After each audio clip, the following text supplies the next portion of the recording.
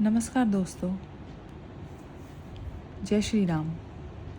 आपका फिर से स्वागत है हमारे चैनल पर। आशा करती हूँ आप बहुत अच्छे होंगे। तो आज हम पढ़ने जा रहे हैं अपने रामचरितमानस सीरीज़ के पहले पाठ बालकांड का डे 11। और बिना किसी देरी के हम अपना वीडियो शुरू करते हैं। अब भी मेरे मन में कुछ संदेह है, आप कृपा कीजिए, मैं हाथ जोड़कर विनती करती हूँ।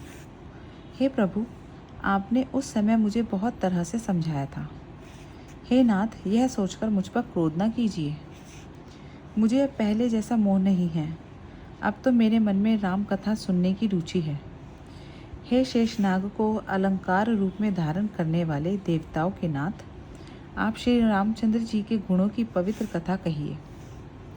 मैं पृथ्वी पर सिर टेककर आपके चरणों की वंदना करती हूँ और हाथ जोड़कर विनती करती हूँ, आप वेदों के सिद्धांतों को निचोड़कर श्री रघुनाथ जी का निर्मल यश वर्णन कीजिए। यद्यपि स्त्री होने के कारण मैं उसे सुनने की अधिकारिणी नहीं हूँ, तथापि मैं मन, वचन और कर्म से आपकी दासी हूँ। संत लोग जहाँ आर्थ अधिकारी पाते हैं, वहाँ गूढ़ तत्व भी उसे नहीं छिपते। हे देवताओं के स्वामी, मैं बहुत ही आर्त भाव से पूछती हूँ, आप मुझ पर दया करके श्री रघुनाथ जी की कथा कहिए। पहले तो वह कारण विचार कर बतलाइए जिससे निर्गुण ब्रह्मा सगुण रूप धारण करता है। फिर हे प्रभु, श्री रामचंद्र जी के अवतार की कथा कहिए तथा उनका उदार बाल चरित्र कहिए। फिर जिस प्रकार उन्होंने श्री जानकी जी से विवाह किया वह कथा कहिए, और फिर यह बतलाइए कि उन्होंने जो राज्य छोड़ा सो किस दोष से।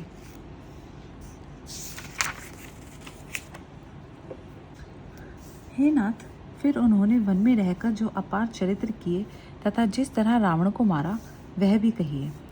हे सुख स्वरूप शंकर, फिर आप उन सारी लीलाओं को कहिए जो उन्होंने राज्य सिंहासन पर बैठकर की थी। हे कृपाधाम, फिर वह अद्भुत चरित्र कहिए जो श्री रामचंद्र जी ने किया। वे रघुकुल शिरोमणि प्रजा सहित किस प्रकार अपने धाम को गए। हे प्रभु, फिर आप उस तत्व को समझाकर कहिए जिसकी अनुभूति में ज्ञानी मुनिगण सदा मग्न रहते हैं, और फिर भक्ति, ज्ञान, विज्ञान और वैराग्य का विभास सहित वर्णन कीजिए। श्री रामचंद्र जी के और भी जो अनेक रहस्य छिपे हुए भाव अथवा चरित्र हैं उनको कहिए। हे नाथ, आपका ज्ञान अत्यंत निर्मल है। हे प्रभु, जो बात मैंने न भी पूछी हो, हे दयालु, उसे भी आप छिपा न रखिएगा। वेदों ने आपको तीनों लोकों का गुरु कहा है, दूसरे पामर जीव इस रहस्य को क्या जाने। पार्वती जी के सहज सुंदर और छल रहित प्रश्न सुनकर शिव जी के मन को बहुत अच्छे लगे। श्री महादेव जी के हृदय में सारे राम चरित्र आ गए। प्रेम के मारे उनका शरीर पुलकित हो गया और नेत्रों में जल भर गया। श्री रघुनाथ जी का रूप उनके हृदय में आ गया, जिससे स्वयं परमानंद स्वरूप शिव जी ने भी अपार सुख पाया। शिव जी 2 घड़ी तक ध्यान से रस में डूबे रहे। फिर उन्होंने मन को बाहर खींचा और तब वे प्रसन्न होकर श्री रघुनाथ जी का चरित्र वर्णन करने लगे, जिसके बिना जाने झूठे भी सत्य मालूम होता है। जैसे बिना पहचाने रस्सी में सांप का भ्रम हो जाता है, और जिसके जान लेने पर जगत का उसी तरह लोप हो जाता है जैसे जागने पर स्वप्न का भ्रम जाता रहता है। मैं उन्हीं श्री रामचंद्र जी के बाल रूप की वंदना करता हूँ, जिनका नाम जपने से सब सिद्धियाँ सहज ही प्राप्त हो जाती हैं। मंगल के धाम, अमंगल के हरने वाले और श्री दशरथ जी के आंगन में खेलने वाले वे बाल रूप श्री रामचंद्र जी मुझ पर कृपा करें। त्रिपुरासुर का वध करने वाले शिव जी श्री रामचंद्र जी को प्रणाम करके आनंद में भरकर अमृत के समान वाणी बोले, हे गिरिराज कुमारी पार्वती, तुम धन्य हो, धन्य हो, तुम्हारे समान कोई उपकारी नहीं है। जो तुमने श्री रघुनाथ जी की कथा का प्रसंग पूछा है, जो कथा समस्त लोगों के लिए जगत को पवित्र करने वाली गंगा जी के समान है, तुमने जगत के कल्याण के लिए प्रश्न ही पूछे हैं। तुम श्री रघुनाथ जी के चरणों में प्रेम रखने वाली हो। हे पार्वती, मेरे विचार में तो श्री राम जी की कृपा से तुम्हारे मन में स्वप्न में भी शोक, मोह, संदेह और भ्रम कुछ भी नहीं है। फिर भी तुमने इसलिए वही शंका की है कि इस प्रसंग के कहने सुनने से सबका कल्याण होगा। जिन्होंने अपने कानों से भगवान की कथा नहीं सुनी, उनके कानों के छिद्र सांप के बिल के समान है। जिन्होंने अपने नेत्रों से संतों के दर्शन नहीं किए, उनके वे नेत्र मोर के पंखों पर दिखने वाली नकली आंखों की गिनती में हैं। वे सिर कड़वी तुम्बी के समान है, जो श्रीहरि और गुरु के चरण तल पर नहीं झुकते। जिन्होंने भगवान की भक्ति को अपने हृदय में स्थान नहीं दिया, वे प्राणी जीते हुए ही मुर्दे के समान हैं। जो जीभ श्री रामचंद्र जी के गुणों का गान नहीं करती, वह मेढक की जीभ के समान है। वह हृदय वज्र के समान कड़ा और निष्ठुर है, जो भगवान के चरित्र सुनकर हर्षित नहीं होता। हे पार्वती, श्री रामचंद्र जी की लीला सुनो। यह देवताओं का कल्याण करने वाली और दैत्यों को विशेष रूप से मोहित करने वाली है। श्री रामचंद्र जी की कथा कामधेनु के समान सेवा करने से सब सुखों को देने वाली है, और सत्पुरुषों के समाज ही देवताओं के लोग हैं, ऐसा जानकर इसे कौन न सुनेगा। श्री रामचंद्र जी की कथा हाथ की सुंदर ताली है, जो संदेह रूपी पक्षियों को उड़ा देती है। फिर राम कथा कलयुग रूपी वृक्षों को काटने के लिए कुल्हाड़ी है। हे गिरिराज कुमारी, तुम इसे आदर पूर्वक सुनो। वेदों ने श्री रामचंद्र जी के सुंदर नाम, गुण, चरित्र, जन्म और कर्म सभी अनगिनत कहे हैं। जिस प्रकार भगवान श्री रामचंद्र जी अनंत हैं, उसी तरह उनकी कथा, कीर्ति और गुण भी अनंत हैं। तो भी तुम्हारी अत्यंत प्रीति देखकर जैसा कुछ मैंने सुना है और जैसी मेरी बुद्धि है, उसी के अनुसार मैं कहूँगा। हे पार्वती, तुम्हारा प्रश्न स्वाभाविक ही सुंदर, सुखदायक और संत सम्मत है, और मुझे तो बहुत ही अच्छा लगा है। परंतु हे पार्वती, एक बात मुझे अच्छी नहीं लगी। यद्यपि वह तुमने मोह के वश होकर ही कही है।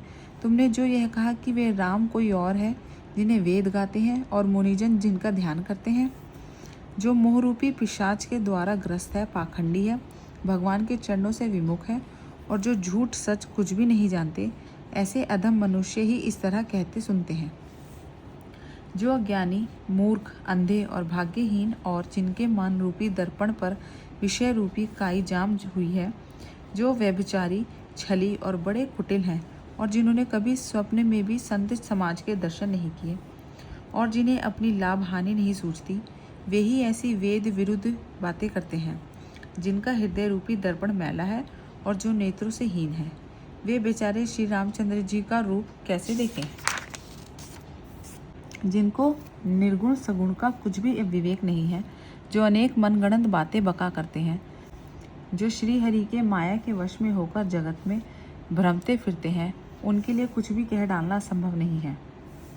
जिन्हें वायु का रोग हो गया हो, जो भूत के वश हो गए हो, और जो नशे में चूर हैं, ऐसे लोग विचार कर वचन नहीं बोलते। जिन्होंने महामोह रूपी मदिरा पी रखी है, उनके कहने पर कान न देनी चाहिए।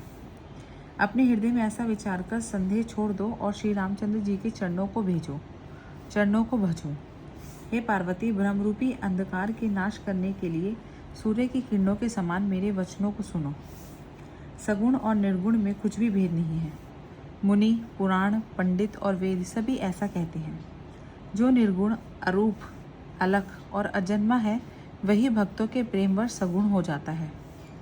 जो निर्गुण है, वही सगुण कैसे है?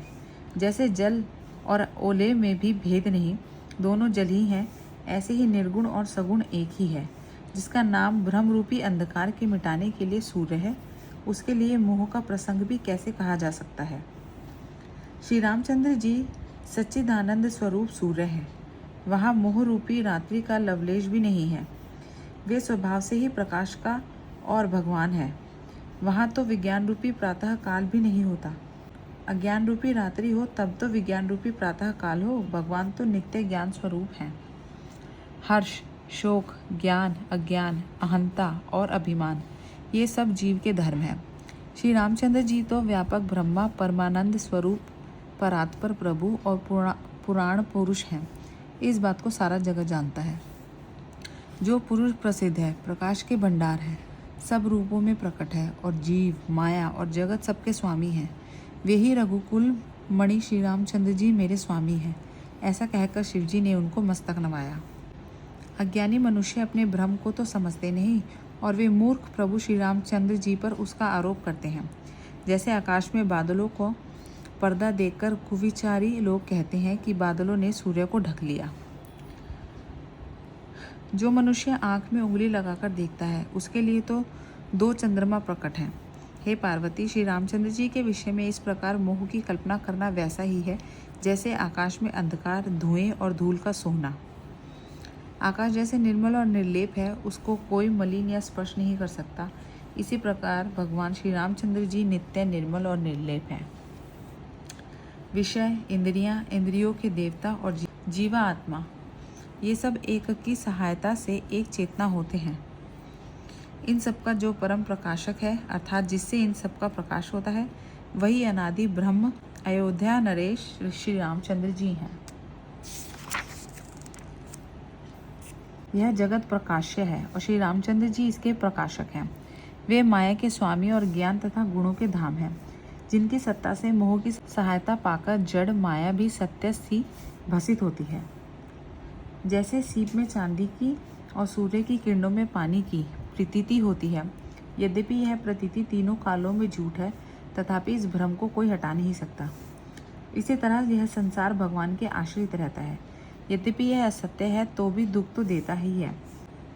जिस तरह स्वप्न में कोई सिर काट ले तो बिना जागे वह दुख दूर नहीं होता।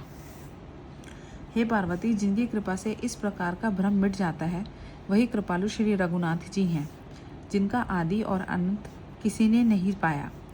वेदों ने अपनी बुद्धि से अनुमान करके इस प्रकार नीचे लिखे अनुसार गाया है। वह ब्रह्मा बिना ही पैर के चलता है, बिना ही कान के सुनता है, बिना ही हाथ के नाना प्रकार के काम करता है, बिना मुंह के ही सारे रसों का आनंद लेता है और बिना ही वाणी के बहुत योग्य वक्ता है। वह बिना ही शरीर त्वचा के स्पर्श करता है, बिना ही आंखों के देखता है और बिना ही नाक के सब गंधों को ग्रहण करता है।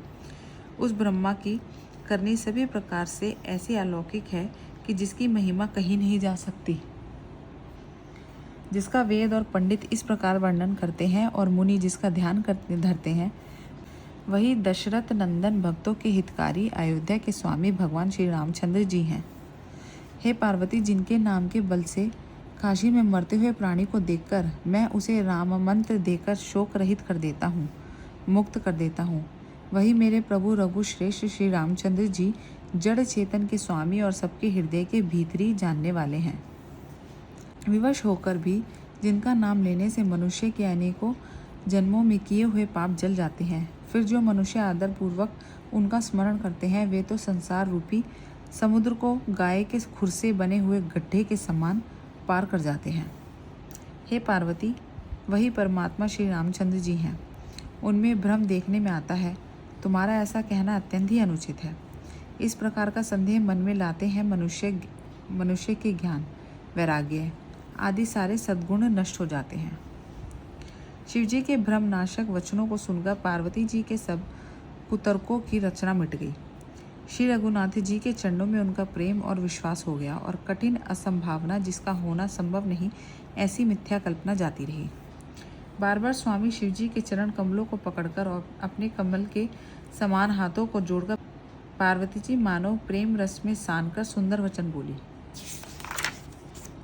आपके चंद्रमा की किरणों के समान शीतल वाणी सुन मेरा अज्ञान रूपी शरद ऋतु की धूप का भारी ताप मिट गया। हे कृपालु, आपने मेरा सब संदेह हर लिया। अब श्री रामचंद्र जी का यथार्थ स्वरूप मेरी समझ में आ गया। हे नाथ, आपकी कृपा से अब मेरा विषाद जाता रहा और आपके चरणों के अनुग्रह से मैं सुखी हो गई। यद्यपि मैं स्त्री होने के कारण स्वभाव से ही मूर्ख और ज्ञानहीन हूँ, तो भी आप मुझे अपनी दासी जानकर, हे प्रभु, यदि आप मुझ पर प्रसन्न हैं तो जो बात मैंने पहले आपसे पूछी थी वही कहिए। यह सत्य है कि श्री रामचंद्र जी ब्रह्मा है, चिन्मय ज्ञान स्वरूप हैं, अविनाशी हैं, सबसे रहित और सबके हृदय रूपी नगरी में निवास करने वाले हैं। फिर हे नाथ, उन्होंने मनुष्य का शरीर किस कारण से धारण किया? हे धर्म की ध्वजा धारण करने वाले प्रभु, यह मुझे समझाकर कहिए। पार्वती के अत्यंत नम्र वचन सुनकर और श्री रामचंद्र जी की कथा में उनका विशुद्ध प्रेम देखकर तब कामदेव के शत्रु स्वाभाविक ही सुजान कृपा निधान शिव जी मन में बहुत ही हर्षित हुए और बहुत प्रकार से पार्वती की बड़ाई करके फिर बोले। तो चलिए दोस्तों, हम अपनी आज की रामचरितमानस सीरीज़ के पहले पार्ट बालकांड डे 11 की कथा को यहीं समाप्त करते हैं और मैं आपसे कल फिर मिलती हूँ डे 12 के साथ आगे की कथा पढ़ने के लिए। अगर आपने मेरे चैनल को लाइक शेयर सब्सक्राइब नहीं किया है तो प्लीज़ करिए, और मुझे किसी भी प्रकार का सजेशन देने में मत हिचकिचाइएगा। प्लीज़ बताइए अगर आपको कुछ भी लगता है, और अपना ध्यान रखिए। चलिए, आपसे मिलती हूँ कल के वीडियो में। जय श्री राम। धन्यवाद।